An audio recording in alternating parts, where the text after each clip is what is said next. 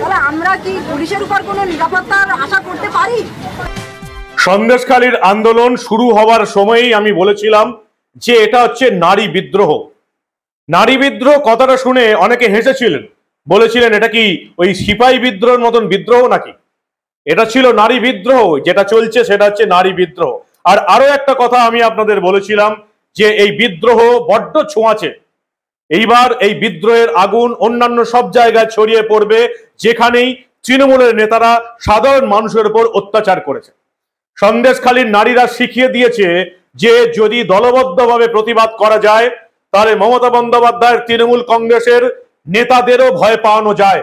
মমতা বন্দ্যোপাধ্যায়ের চটিচাটা পুলিশকেও হাঁটু গেড়ে রাস্তায় বসিয়ে দেওয়া যায়। সন্দেশখালীর পর এবার আন্দোলন ছড়িয়ে পড়ল পাশের ঝুপখালিতে। সেখানে আবার মানুষের প্রতিবাদ কার বিরুদ্ধে? এই শেখ শাহজাহানের ভাই শেখ সিরাজের বিরুদ্ধে। শেখ সিরাজউদ্দিন সেও মানুষের জমি দখল করে দিয়েছে।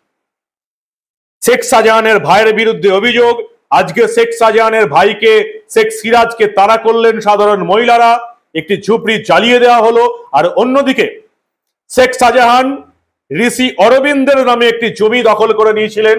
সেই জমি আজকে মহিলাদের আন্দোলনের চাপে, এই বাংলার সাধারণ নারীদের চাপে মমতা বন্দ্যোপাধ্যায়ের চটিচাটা পুলিশ সেই স্টেডিয়াম আবার শেখ শাহজাহানের দলবলের হাত থেকে নিয়ে এই বাংলার সাধারণ মানুষকে ফিরিয়ে দিতে বাধ্য হলো।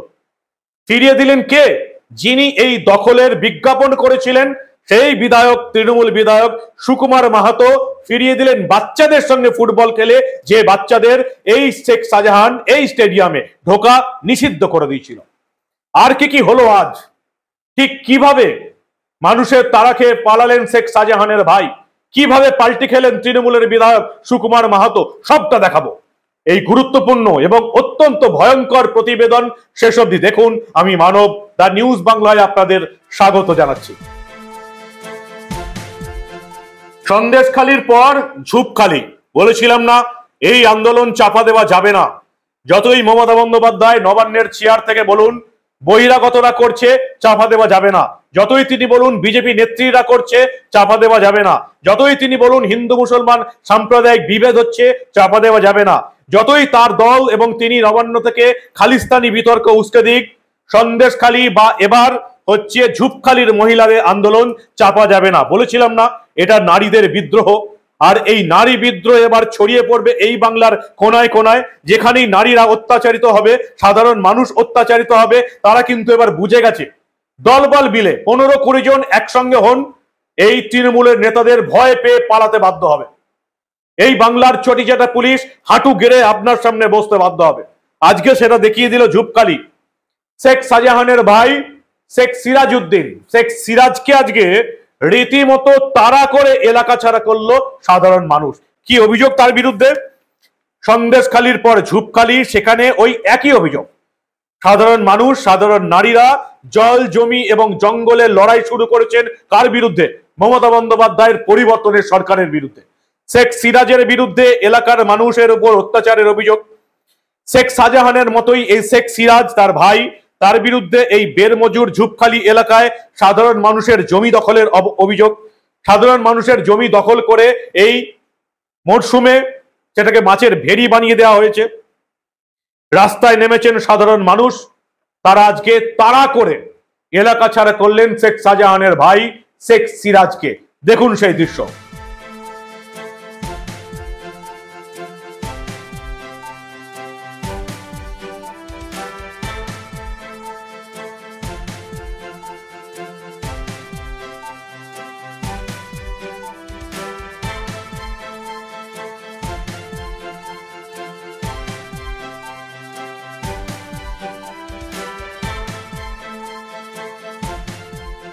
ঝুপখালীতে জনরোষ আছড়ে পড়ল।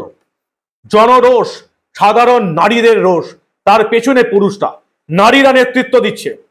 এবং শেখ সিরাজের বিরুদ্ধে এবার বিদ্রোহ শুরু হলো।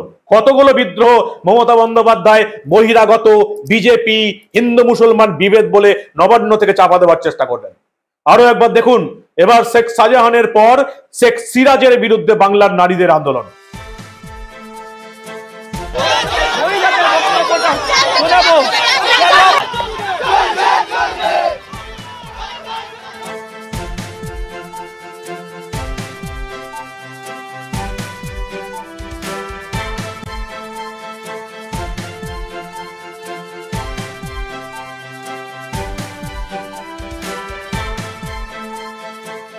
শাহজাহানের ভাইকে রীতিমতো তাড়া করা হলো।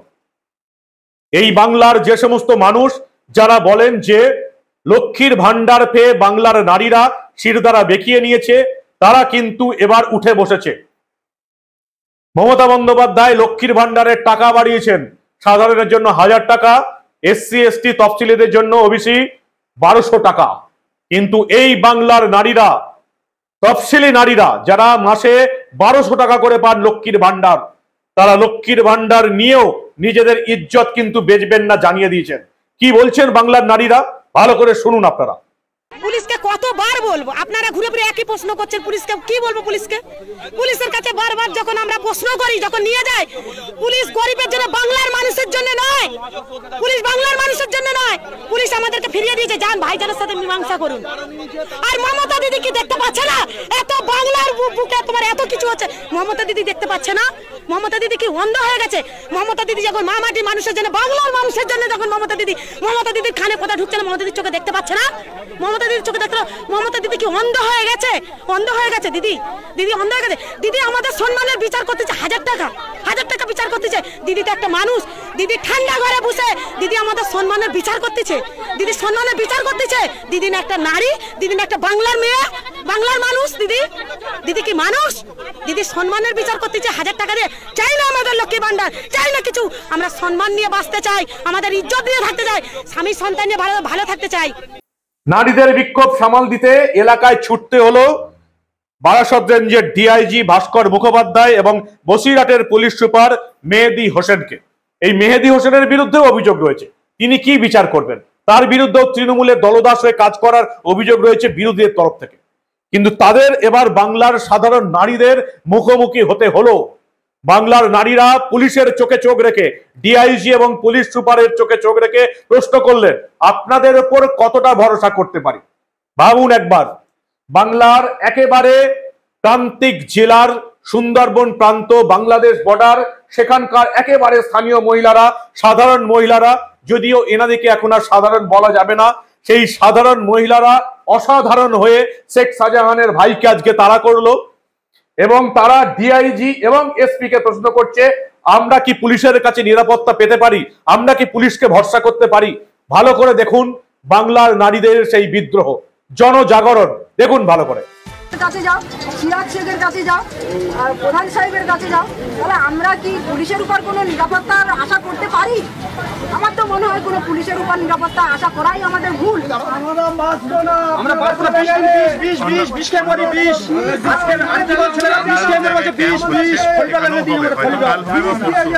কোনো রকম কোনো সমস্যা হলে আমাদের এখানে সবসময় ফোর্স থাকবে এখন থেকে, কিন্তু তারপরে যদি মনে হয় কখনো কোনো সমস্যা হচ্ছে, ফোন করবেন, ফোন করার পরে 5 মিনিটের মধ্যে আমাদের লোক আপনাদের এখানে চলে আসবে। কোনো রকম সমস্যা আমরা দেখব, ঠিক আছে? একদম 100%।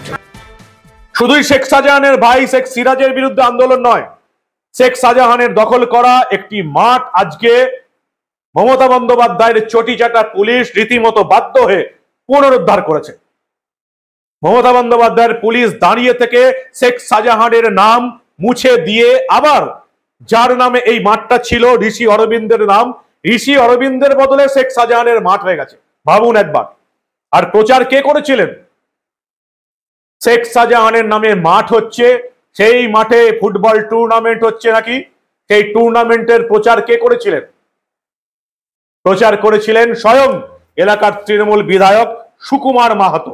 আমরা আবার কোনো জিনিস চেপে রাখতে দিই না।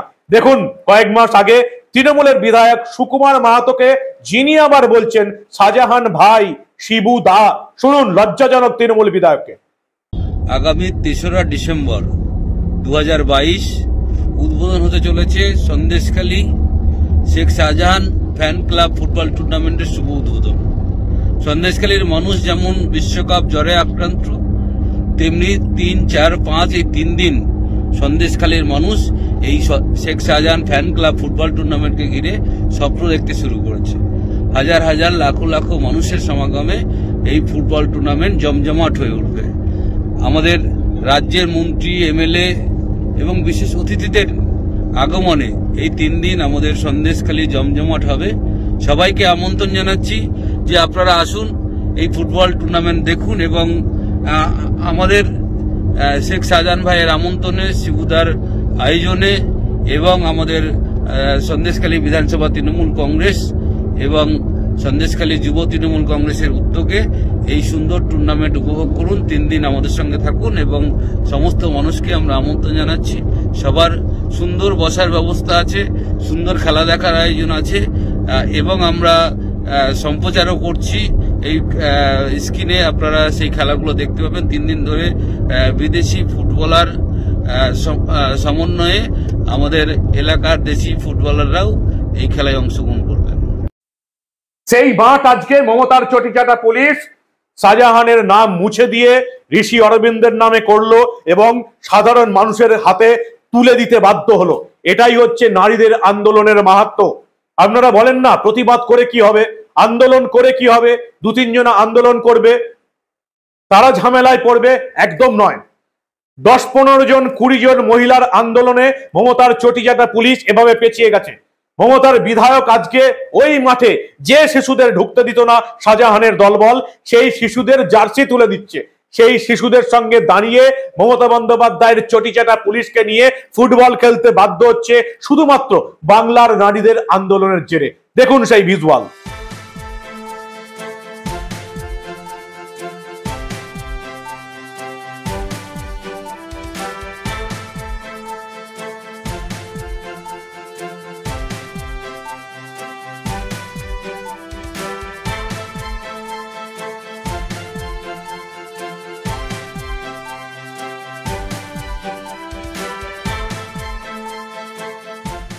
কি বলবেন আপনারা?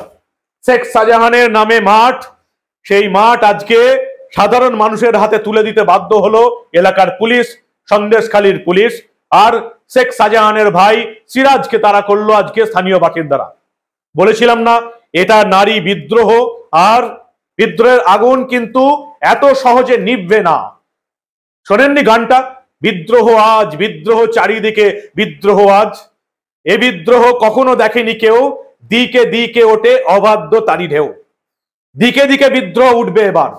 আপনারা যারা এখনো এই তৃণমূল নেতাদের অত্যাচার সহ্য করে যাচ্ছেন, যারা এখনো তৃণমূল নেতাদের কাটমানি দিয়ে যাচ্ছেন, যারা এখনো তৃণমূল নেতাদের ঘুষ দিয়ে যাচ্ছেন, তারাও সচেতন হন, প্রতিবাদ করুন।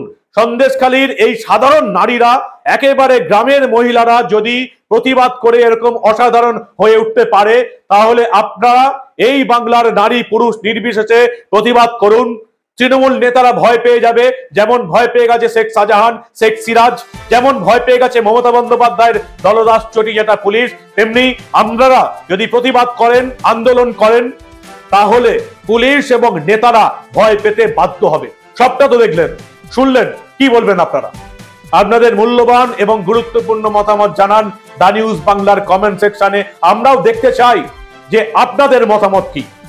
দেখতে থাকুন দা নিউজ বাংলা। আমরা এই ধরনের কোনো খবর চেপে রাখতে দেব না।